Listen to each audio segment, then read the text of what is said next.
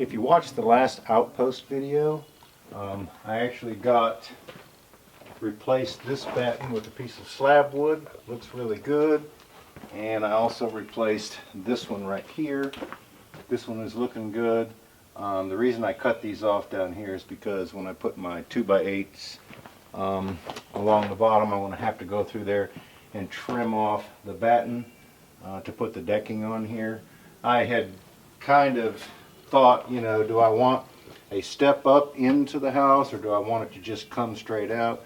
And I think what I'm going to do is just make it come straight out because I'm going to build a set of steps anyway, and that way I won't have any kind of transition really to make other than stepping across this threshold. So I think that's going to look good, and it's going to be a little bit higher up so that you can, you know, check out everything when you're sitting out here drinking coffee and drinking tea. But yeah, I think that adding those wherever there is a post is really going to kind of offset the continuous board and batten.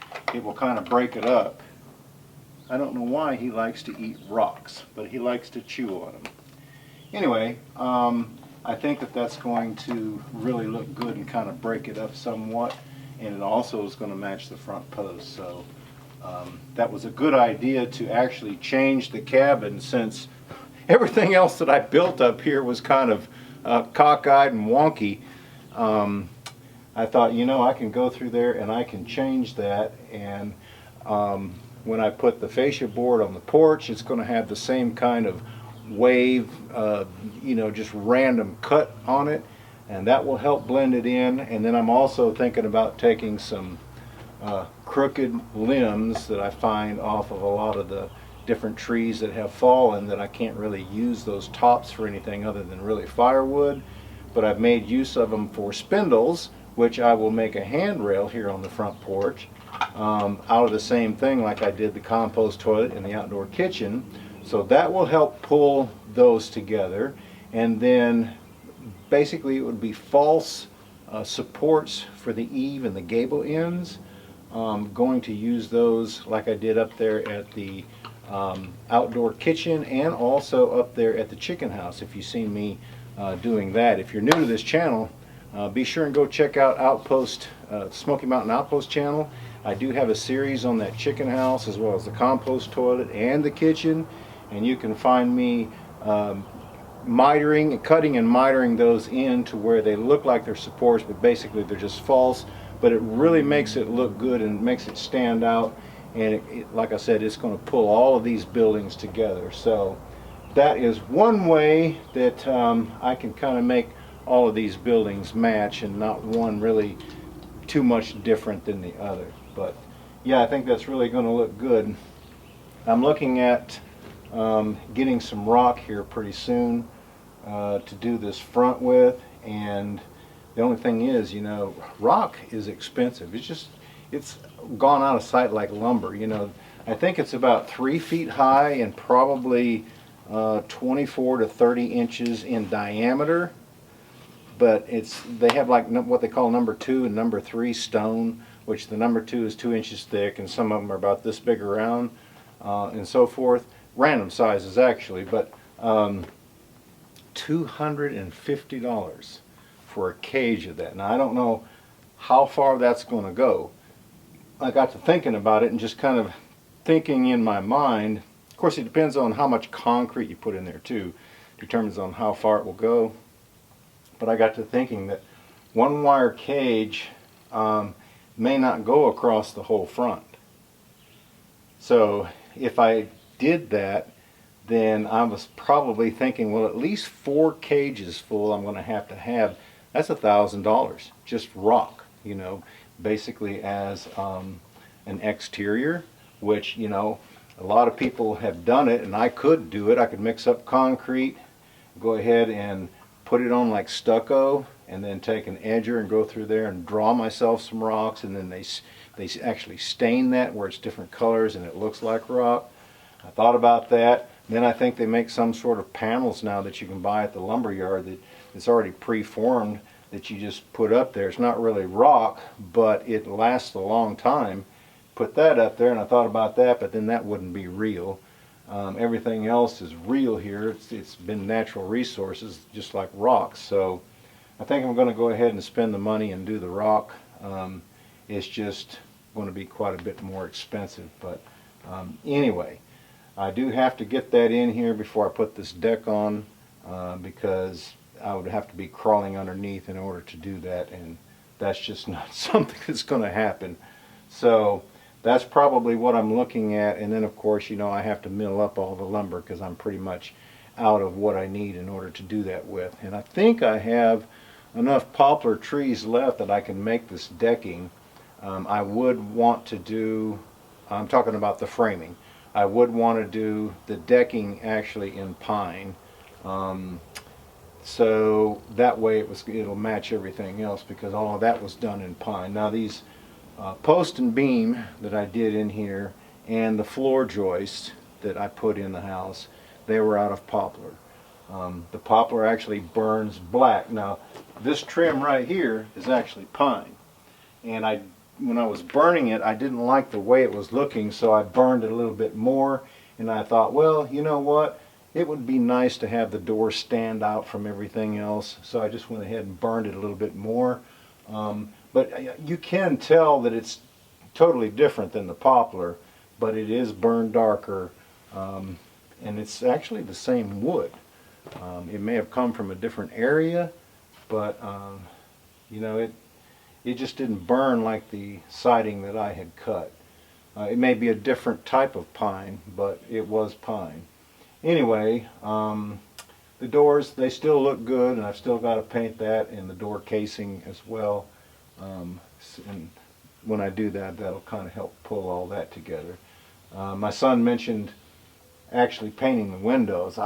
You know, I don't know. I kind of like that, where it stands out a little bit, but I'm not sure. We'll have to wait and see.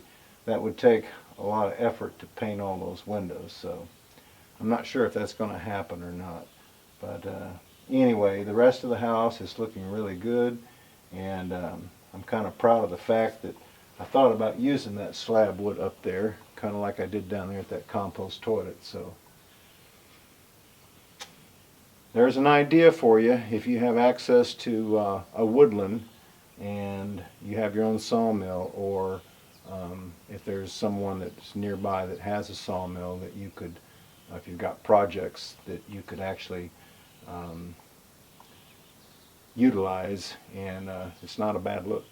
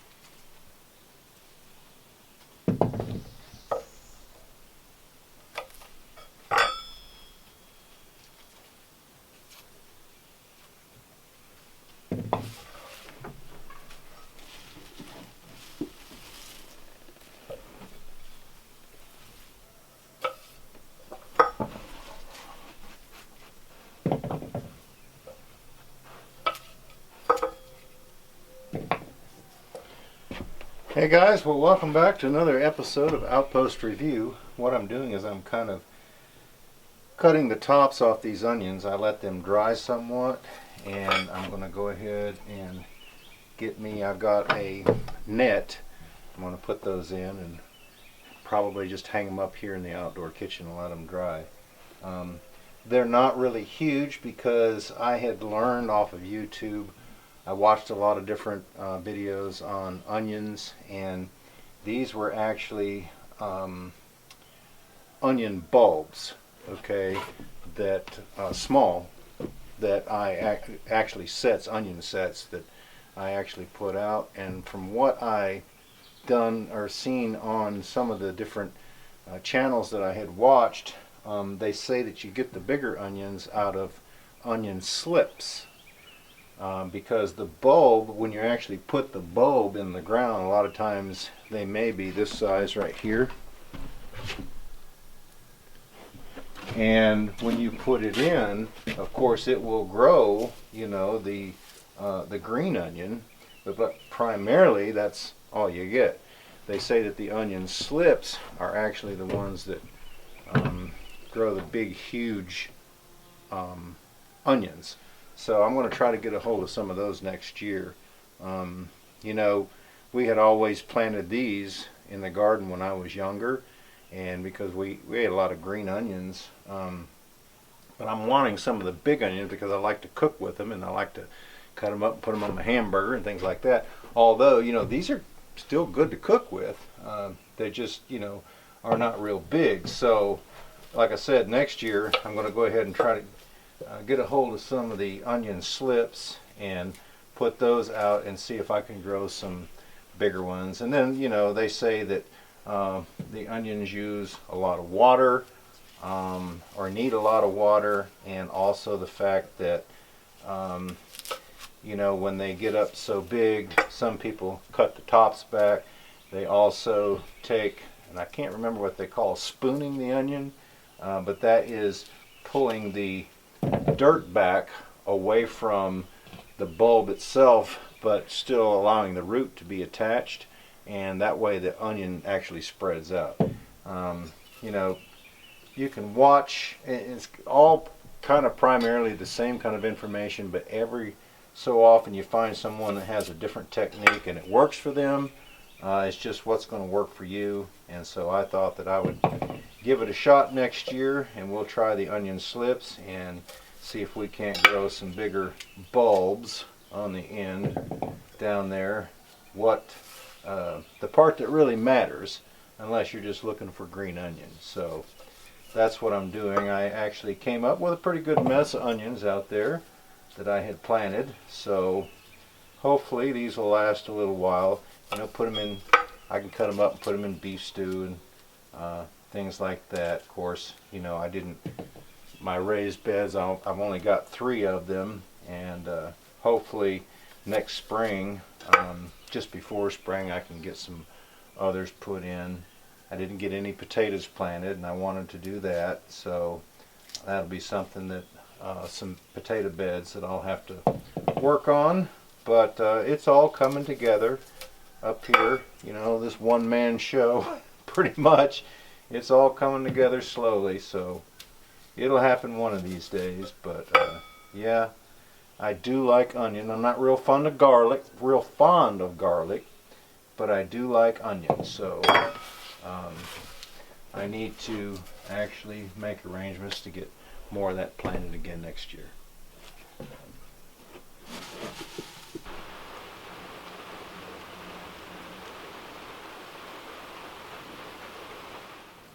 Well, I'm sure you watched me in the last video build this walkway. I actually had these posts from clearing the property up here, the smaller trees that I had to take out in order to get the driveway up here.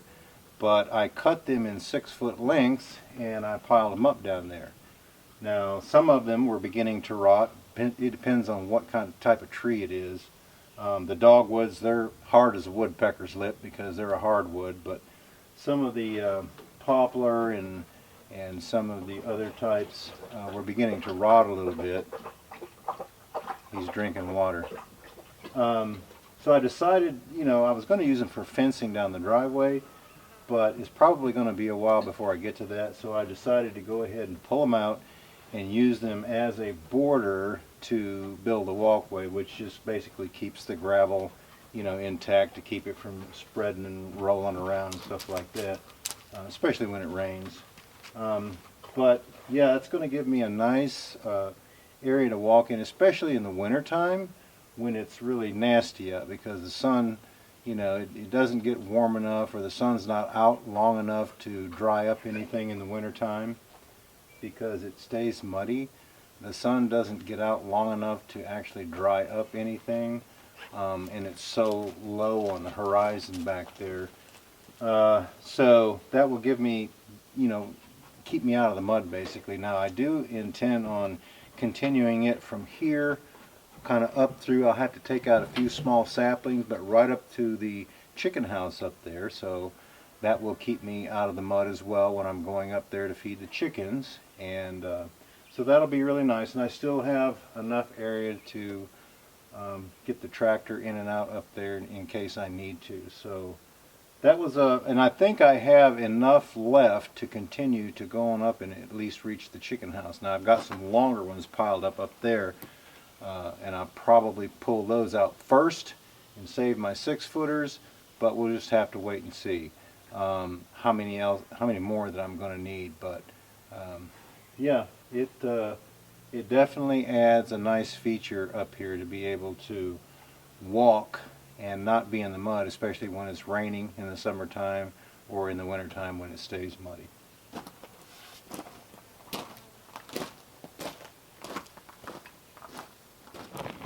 I went ahead and did this small area going to the back door because that's actually where the steps are that I'm using temporarily before or until I build this back deck back here. And although there was a shale ridge right in here that actually stuck up that I could walk on, and I didn't get too muddy, I went ahead and put a few of the logs in here. I still got to cut those stobs back, but I put some gravel in there, and then I took this big pile and I kind of spread a little bit in this area right here so that when I get out of the truck I continue, to be able to keep my shoes as dry as possible so that I don't track, things in, because what I'm using now during the daytime to kind of cool things down is a fan. It's a battery fan, and if I get a lot of dust in there, it just a thin layer of dust seems to be created on everything, especially with that fan blowing across the floor. So trying to keep the dust down to a minimum, I had bought a new mop bucket, and what I did was I used that new shop vac. I vacuumed the floor as good as I could, and then I kind of dry mopped it, and that's keeping the dust down quite a bit, because I was concerned with a lot of the electronics, especially my hard drives and computer and things like that, and cameras that I keep in there. Didn't want to get too much dust on them or in them. So that's helping out a whole lot. So yeah, these walkways, like I said, they're going to be a nice added feature to the outpost up here to be able to stay as dry as possible. Well guys, it's time for a little Q&A. Somebody commented, says, seems like we have traveled a long way to get here. The front porch is covered now. Wow. Yeah, I'm excited about that too. The decking isn't on, but I'm just so glad to have that top on there where it kind of keeps the house shaded, and it's a little bit darker in there, but that's okay. But it does keep the house, it seems like it keeps it a little bit cooler, and it gives me a place to work on other things that I'm doing when it's raining. So what I'm started doing is working on that slab wood so that I can get those corners covered, and then take off the batten wherever the posts from the original frame were, and put that batten up. It kind of breaks the monotony of that constant 2.5-inch batten, and then you hit that piece of slab wood, which makes it just pulls the porch in, and it's going to tie all the buildings together. So that looks a whole lot better. Somebody commented on I think it was the gravy that we were talking about in the last video. This gentleman says to simmer a whole chicken in water for a while. Do whatever with the chicken, but save the water to make soup or gravy. Don't put vegetables in the pot, just chicken and water. That makes the best gravy I've ever ate. It's not really brown, but it's definitely not white. And no milk, he says. I think the flour depends on whether you burn the flour or not. That's how I make my gravy. But I think I'm going to try that. I'll take some of that chicken broth and I will brown the gravy in some bacon grease and then pour that in there and mix that up, and that should taste really good. So thanks for mentioning that. Someone else commented, says, I love what you do to your structures. That being said, I think you should have scorched the porch rafters in keeping with the rest of the exterior. That would have taken care of any live mold on them at the same time also. Well, it would have taken a lot of preparation for me to do that, because I would have had to had probably another month or two ahead of time before Patrick got here, because once he got here it had to go up. And I just didn't have that much time. The kitchen here is turning yellow, and it has almost matched what the siding looks like now. Now, it doesn't have any of the oil on it. So I'm thinking that if I wait a little bit and let that kind of weather, that when it turns yellow too, I'll go ahead and put some of the oil on there, and it's going to look just as good. I may go ahead and burn the posts up a little ways like I did here on the kitchen, but it was all a thing about timing. I scrambled to get that material cut because I was working on the cabin prior to him getting here, and when I was thinking about what are we going to do, and he didn't let me know until about 3 to 4 weeks ahead of time. I just didn't have enough time to do it. So a lot of the things that are done up here are based on time, where other people have time to lend a hand and come up and help, because a lot of these things you can't do by yourself. So that's the reason that I didn't do it. Somebody also commented, said, Richard, I agree. Too much of a good thing is sometimes not a good thing. I like the show as it is at the moment. Keep up the good work. We were talking about, he's making reference to putting out 5 videos a week like we did for quite some time, but it takes a whole lot to do that.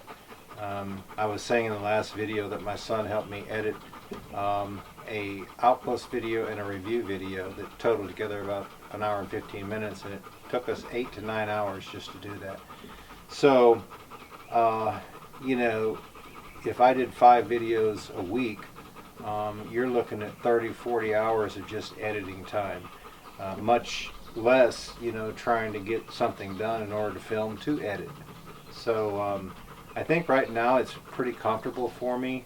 I can come out and work and film 2 or 3 days, and I can edit that and give you quite a bit of different projects production, and I think it makes the viewing a lot better. So I appreciate that kind of a comment, and it was just a thing to where I had to settle down a little bit, because there's so much going on up here, and staying up late at night to edit those videos, it was starting to wear on me. So I think that we've probably hit a pretty good area where I do 2 videos a week, and then the review video like I'm doing now. Then some guy said, Richard, you answered my question on the base of the post. Aren't you having a bit of trouble getting Patrick to talk? You ought to fry up some of those green tomatoes. A lot of people do that, and they like it. I'm not really fond of fried green tomatoes. I'm not fond of okra, not fond of squash or any of the eggplant or things like that. So he's got his ball. If the camera's bouncing around, he's wanting me to throw that. That's all we've done for the last 2 hours. That's the reason he's panting so heavy. But I just kind of have to let his heart settle down a little bit. Then somebody else wanted to know, how many eggs have I collected? Well, the chickens are too young. They were about 4 months old when I bought them, and the lady told me that about 5 or 6 weeks they should start laying eggs. I can tell they're actually getting bigger now, but I probably suspect they probably won't be laying for another month. But we'll just have to wait and see. Yeah, he may end up in the pot because he sits up on top of that platform and he won't let the chickens come up at night when it's time to roost. He'll actually sit there and peck at them when they start up the ladder. So he's a bit of a hard head, and I've actually physically went in there many nights and actually physically put them on the roost, moving him. Now they'll stay there as long as I do that, but I don't want to have to do that every night, so I may end up having to get another rooster. Somebody else wanted to know, said that I may have missed it in the past videos. What's the size of your cabin? My wife and I want to build us a cabin, and I'm looking up plans now. Thanks. The cabin is 6 squares that are 13 by 13, so it's 26 by 39. It was easiest for me to lay out the post and beam that way. I could, didn't have to cut too much material, different sizes, and I was able to not actually go too big, and so it worked out pretty good. Somebody was also commenting about, if you remember to make the model of the roof panels, you used check if anyone makes solar mount clamps to grab the ridges of the roof panels for easy solar installs without needing to put holes in the roof metal. The solar panels are actually going to go on a grid that I'm going to have to build out in front of the cabin, probably where you see that bush hog mounted out there, because according to the latitude here I have to hit about 30 degrees, and I would have to cut several of the trees behind the cabin in order for that sun to be able to fully hit if I put them on the back side there. So, because the back side is actually facing south. So what I'm going to have to do is build a grid that in the front of the cabin that faces that direction. The only other thing I could do is put it up by the chicken house, but I still have to clear an area there where that other area is already cleared. It may be a bit of an eyesore. We'll just have to see, how it goes. I don't know if there's something that I could do on this little tiny house out here and put them there to be able to collect sunlight and then just run the wire over to the cabin. But I'm going to try not to put any more holes that I have to in that metal. Somebody else wanted to know, are you going to do a smokehouse video on cooking in the smokehouse? I'm looking for that information. I love the flavor of smoky meat. Well, I don't have a smokehouse. I think maybe he might be referring to the outdoor kitchen, but a smokehouse, might be something I'd be interested in the future. Just, it doesn't have to be big. It can be 4x4. Just something to hang meat up in and smoke it. And then bring it up here to the kitchen and cook it. That would be great, because I do like smoke flavored meat too. So I hope that answers your question. Somebody wanted to know, did I think that I would have any problem with rats or mice setting up nests in the woodshed? I don't know. They can camp out in there all they want to, just as long as they don't do it in the cabin. It doesn't bother me. From time to time I'll see a black snake laying on the wood pile or down there on the slab wood or something. I seen one actually today. That doesn't bother me. They're actually good to have around because they take care of the mice and the rats. So I think as long as I have them, I won't have any worries about them building any nests down there.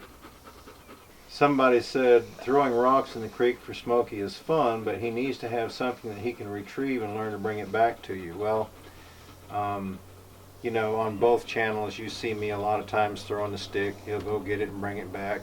That soccer ball, I kick it, he'll go get it and bring it back. The rocks, he just likes chasing those. He likes me to skip the rocks because he has fun chasing those and splashing around. So yeah, he's good at retrieving, probably far too much, because that's all he wants me to do is throw sticks so he can bring them back, or throw the ball so he can bring it back. And he gets old for me after a while. It never gets old for him because he's always raring to go. But yeah, he's good at that. But, Anyway, guys, I'm going to go ahead and shut the video down here. Appreciate you stopping by and checking out things going on up here at the cabin. My son, my daughter, and I, we can't thank you enough for sharing our content with all your family, friends, and neighbors. If you're new to this channel, be sure and go check out our Outpost channel. That's where all the work is being done up here. Also, go check out our website because we do monthly giveaways on both channels. You can find all the details there, and plus our new milestone giveaways. We're not too far away from giving away 2 chainsaws, plus our regular monthly giveaways. So guys, we're excited about that. Hope everyone has a great afternoon. Y'all take care. Look forward to seeing you back up here at the cabin again next time.